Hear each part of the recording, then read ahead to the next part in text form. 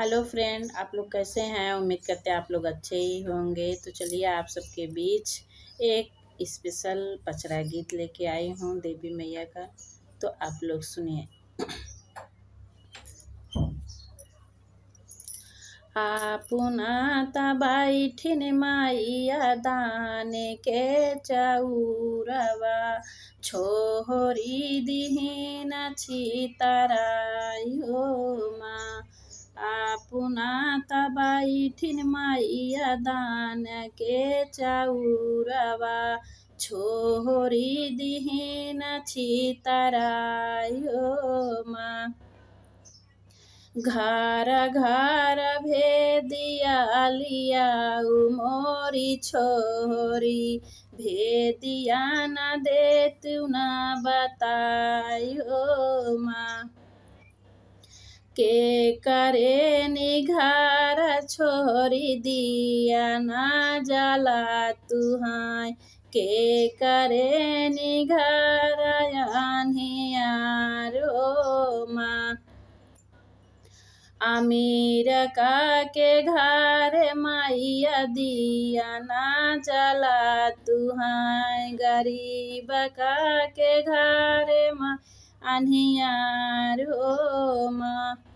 आपुआ बैठिन माइया दानी के चौरवा छोहरी दिहिन छितरायो माँ।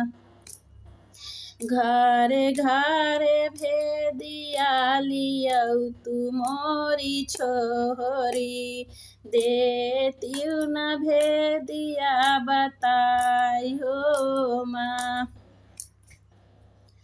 के करे निघार छोहरी खानवा बना तुहाय के करे निघार उपवास माँ।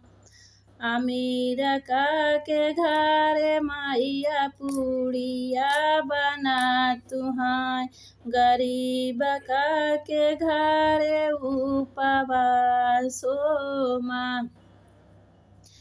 तू ता बैठबु माइया दान के चौरवा छोहरी दिहिन छितरायो माँ।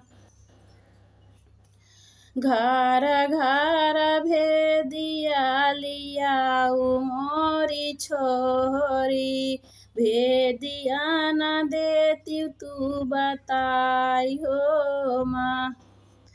के करे निघार माइया ओढ़ना दशा तुहाय के करे न घर के करे निघार माइया बिस्तर लगा तुहाय के करे निघार माई लुगारी हो माँ।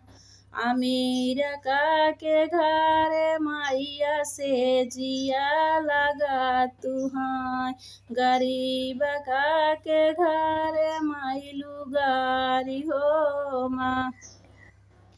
तू ता बैठबु माइया दान के चौरवा छोहरी निदिहु छितरायो माँ।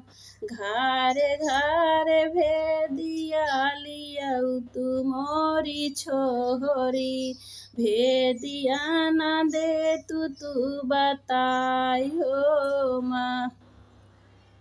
तो फ्रेंड, मेरा गाना कैसे लगा तो आप लोग कमेंट करके ज़रूर बताइए। और मेरे चैनल को आप लोग लाइक करें, शेयर करें, सब्सक्राइब करें, कमेंट करना ना भूलें।